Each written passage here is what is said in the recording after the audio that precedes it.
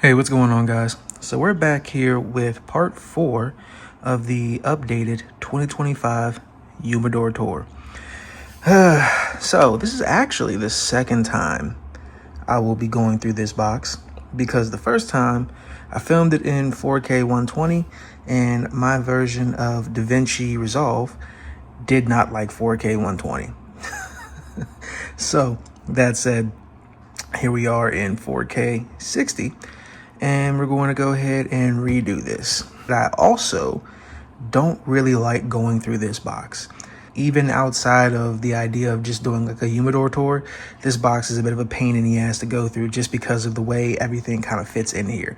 Putting everything back just tends to be a pain in the dick. But for you guys, we're going to go through it again.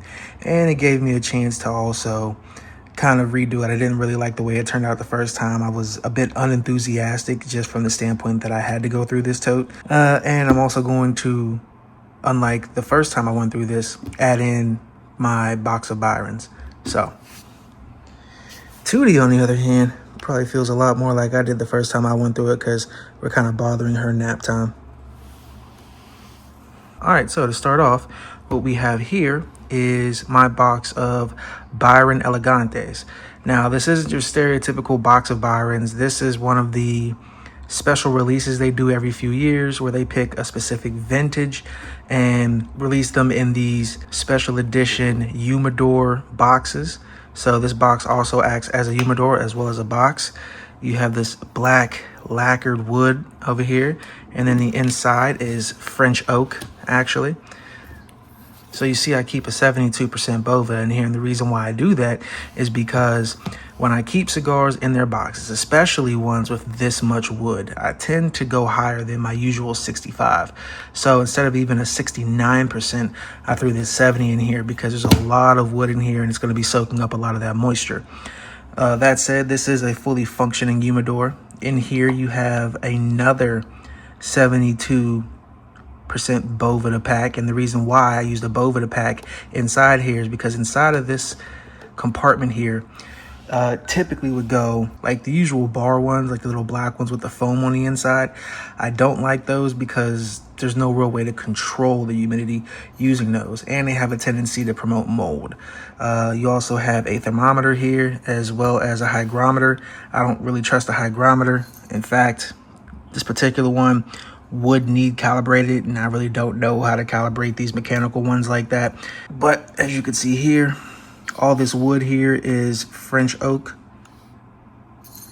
And then you have a picture of Lord, or a drawing of Lord Byron here. And then you can also see that this placard here has the box date, which is February 2018. And this is box 215 out of 300. So when they put these out, they put these out in very limited quantities, right? So there were 300 of these humidors made, 25 count boxes. So that puts it at 7,500 total cigars for the entire world for this release. And I'm fortunate enough to have one of those boxes. And if you guys remember from part 2, I actually have a bag with about 8 or 9 Byrons in there. So that's pretty much what I smoke out of. And then I just kind of let this thing just sit here, do its thing, look pretty. These are the same exact size as the Atabey Ritos, 6 1/8 by 55 ring gauge. Quite a bit of the tobacco in this thing is undisclosed, as is the case with the higher end selected tobaccos products, Atabeys, Byrons, etc. So you have an Ecuadorian Connecticut wrapper. And then there also is Peruvian filler in here. These are by far my favorite Connecticut cigar of all time.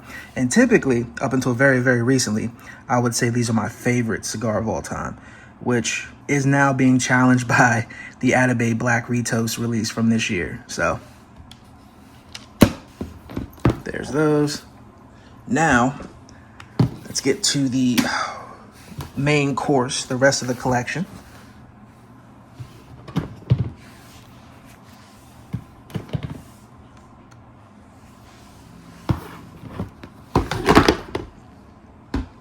All right, so again, this box is hell to go through, honestly. Even when I'm just digging through it, looking for something to smoke in particular, and I know it's going to be at one of these lower levels instead of being up here easily accessible, then it becomes a pain, because you'll see here in a second, after we get past these trays and these bags on top, there's a lot more bags just like this that make up multiple layers. And because of that, it's like fitting a puzzle together when you're putting everything back in here. So to start tray 1, we have a bunch of Andalusian Bulls. I did originally have like 6 here. And so you guys can see also, this is a hygrometer. Right now it's reading 66, but that's because the box has been opened. Typically this box is gonna read usually around 67, 68, even though there are 65% Bovedas in here. And the main reason why is because when you put Bovedas in plastic, they tend to be a few percentage points higher, or they keep the Tupperware at or acrylic humidor a few percentage points higher than what the Boveda pack is actually rated for. And the main reason is because they're formulated for wood, first and foremost, and then plastic doesn't absorb water like wood does, so it just accumulates. And then these are airtight on top of that, so there's no real way for it to alleviate. And then here we have, as I was saying, we have some Andalusian Bulls here. There were 6 up here. I actually just recently gave one away to a friend of mine. And then beneath that, we have a 2023 CAO Amazon Basin, and then Yeho actually. And then we have some Sanj Patel RS88 Deluxe Connecticut's. We have a Whiskey D by Privada Cigar Club. I believe these were blended by Chico Rivas. You have an H99 Papas Fritas.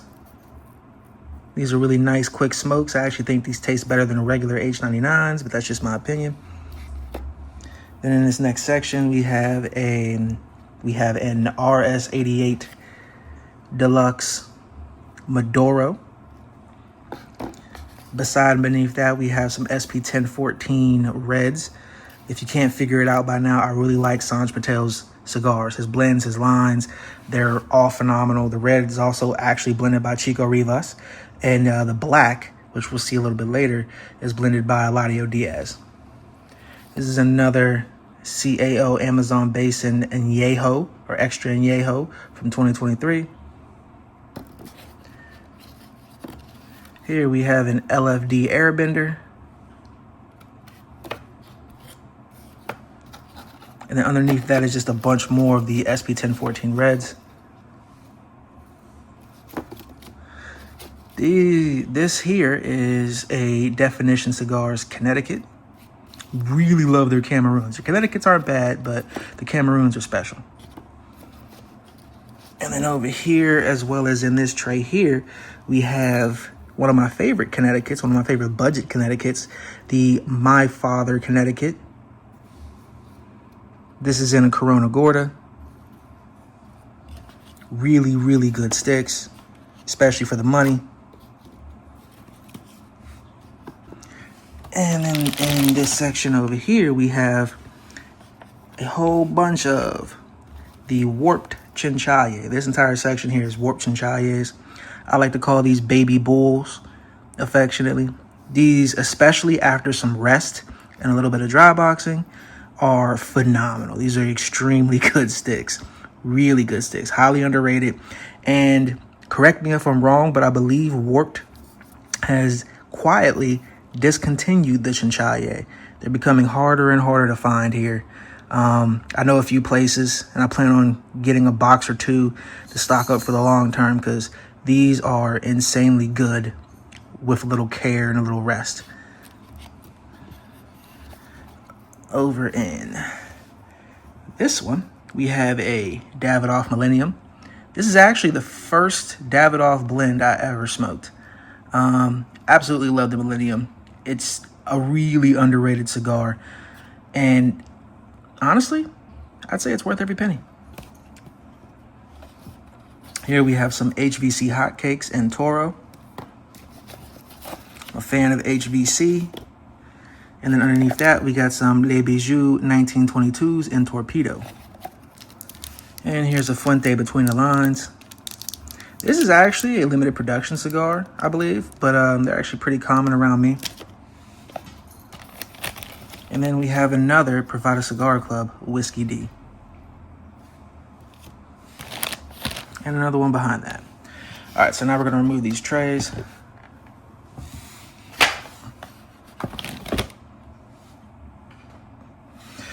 All right, so we'll go through the bags first. We have some more of the My Father Connecticut's. This is a bag of the Zeno Platinum Z Crown Barrel. These usually come in tubos. These actually did come in tubos. I just took them out of the tubos and put them in a bag. We have a 10 of the Opus X Ordo Ascordo. Doing all this one-handed, so bear with me. These are in the Perfection X Vitola. So I typically don't like most Opus X's fresh, but I really don't like the Ordo Ascordo fresh because it's a little too earthy for my liking.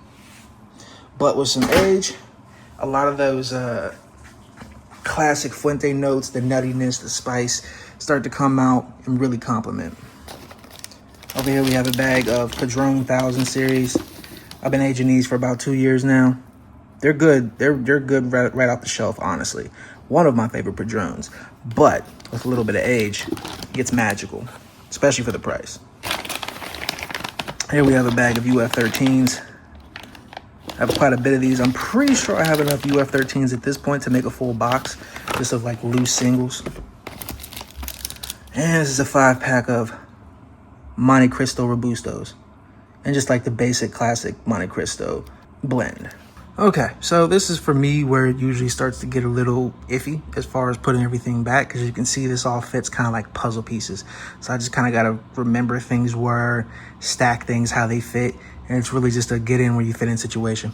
But here we have a full box of Drew Estate Liga Privada Feral Flying Pigs. Now this is actually my very first box, full box of Feral Flying Pigs. This box is probably going on close to 2 years. In a few months, this box will be 2 years old. So this is from 2003. Here we have a 5-pack, which I believe originally was a 6-pack of Room 101 Namakubis. And these are the original Namakubi release.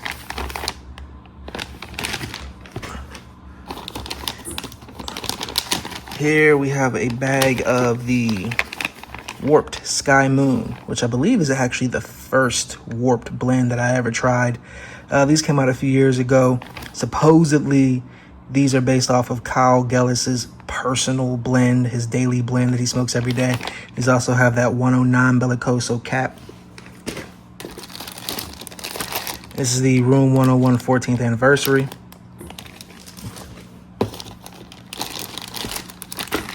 Here we have a Here we have a Privada Cigar Club LCA exclusive. This is the FF Fox. These are actually really good. This is the 2022 release of the God of Fire Series B. As you can see, these were rolled in 2019. Smoked several out of here. Very good stick. I believe that's actually my first box of God of Fires. And then here we have some boxes of the Sanj Patel SP 1014 Black and the 6x54. I'm quite partial myself to the 5x50s. I think the 50 ring gauge blend smokes way better than the 54 ring gauge blend. Sanj, if you're listening, please put out some 650s. That'd be awesome. And here we have a box of the Dunbarton Tobacco and Trust Barba Amarelias. These are also from 2023. These were a small batch exclusive.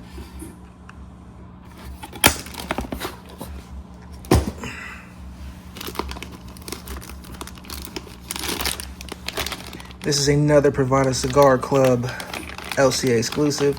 This is the Stag. I believe these came out last year.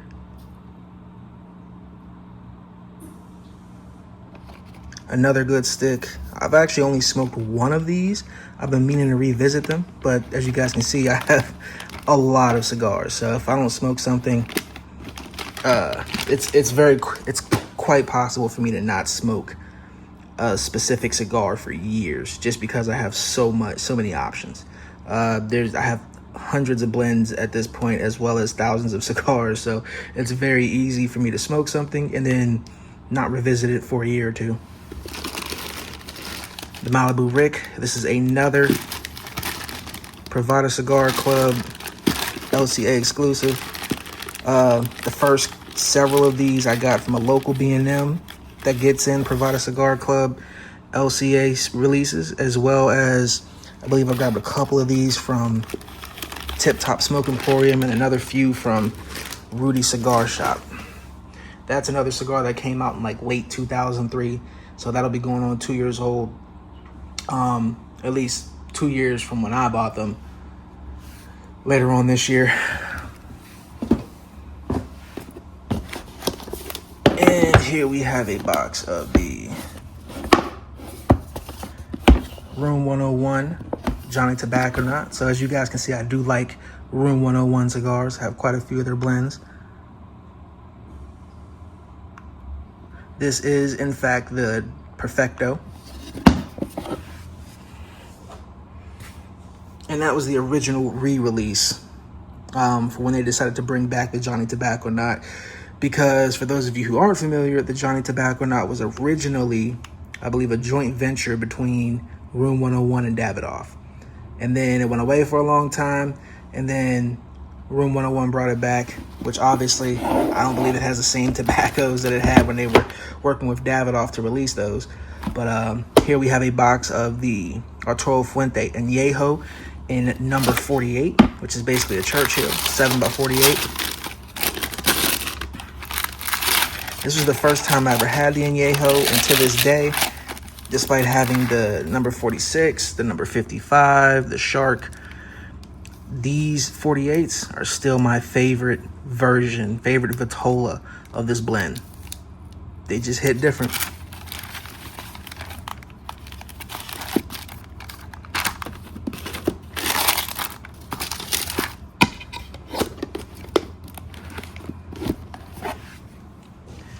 All right, next up, we have a box of the Muestra de Saca Bewitched. These come in these wooden coffins. These are actually pretty expensive. I think these are like somewhere between $19 and $21 a stick. Although I didn't pay that. And I will say they are a sizable stick. I can't remember the exact size of this Vitola, but it's not a small cigar. But these smoke very well. Nice fruity notes to go along with all that dark earthiness and spice. Beneath that, we have a box of the Oliva Serie D Melanio Maduro and Figurado. These came from small batch. I don't remember exactly what I paid for these, but I'm pretty sure it's somewhere in the neighborhood of like 80 or 90 bucks, give or take. These retail for about $19 a stick if you pay full retail prices. But you can regularly get these on sale from like small batch. And I do prefer the Melanio in Maduro and preferably box pressed.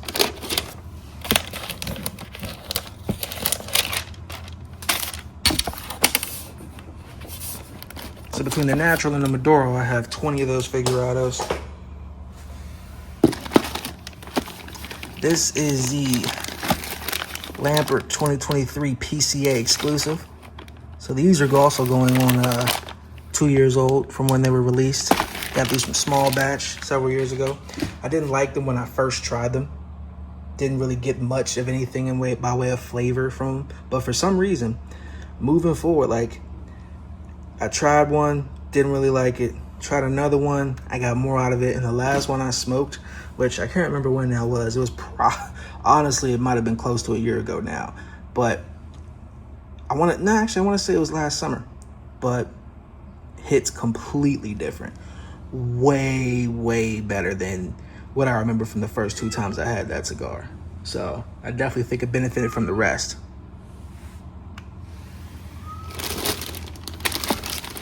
And then here we have a bag of the RS88 Deluxe in Connecticut, as well as a few Habanos there. If you look here, I have one with an H on it. That's a Habano.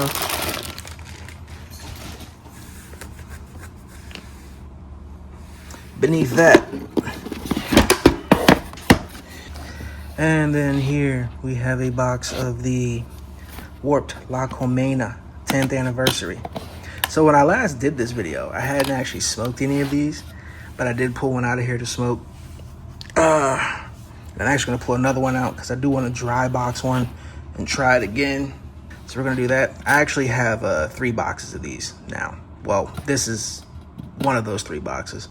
So hopefully I can try it again. And I did like it. There were some very nice flavors in that cigar. However, it definitely required more dry boxing. It didn't perform well, let's just say that. But it has potential. Thinking if I do my due diligence and give it proper rest and more importantly, proper dry boxing, I think that cigar is gonna really shine.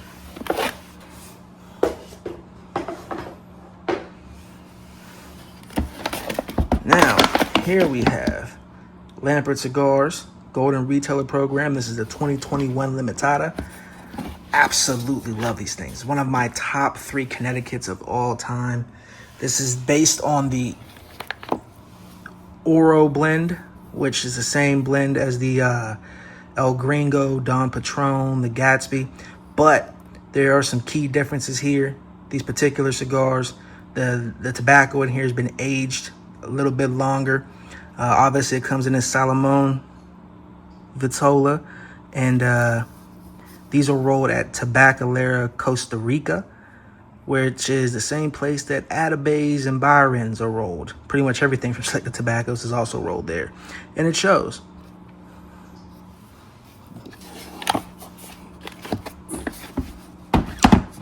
All right, and then right here, the man, we got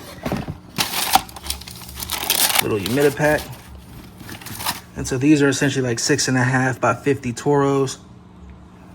They call this Vitola Presidente. Always love the Don Carlos line. I will smoke these over a lot of other more expensive cigars. That Cameroon wrapper, phenomenal. And then that blend, that nuttiness, that sunflower seed just complements the Cameroon spice on that wrapper so well. These are also from 2003, so this box, bare minimum, has about 2 years of age on it. And then I don't even know how old the box itself is. I'm not sure when it was from. I could work it back from the little box code on it, but for the sake of this video, we're not gonna waste that kind of time. And then as you guys can see, we have more of the Whiskey D's. These are the actual little fresh packs they came in. Another box of the SP 1014 Black and 6x54. These Lanceros are the Epic La Rubias. I was very surprised by these a couple years ago when I got them, and went back and bought as many as I could while they still had them. Last but not least, we have a box of the Rocky Patel 20th anniversary in Lancero. Very much surprised by these. Told you guys before, I don't smoke a lot of Rocky Patels anymore, but I did have a thing for Rocky Patel when I first started out in cigars. Absolutely love them, but then they just got too many SKUs. Some of them are still great, some of them not so much. All right, guys, so that was part 4 of 5 for this year's updated Humidor tour. I appreciate you guys. Thanks for all the love and support, and I will catch you guys back here with the finale.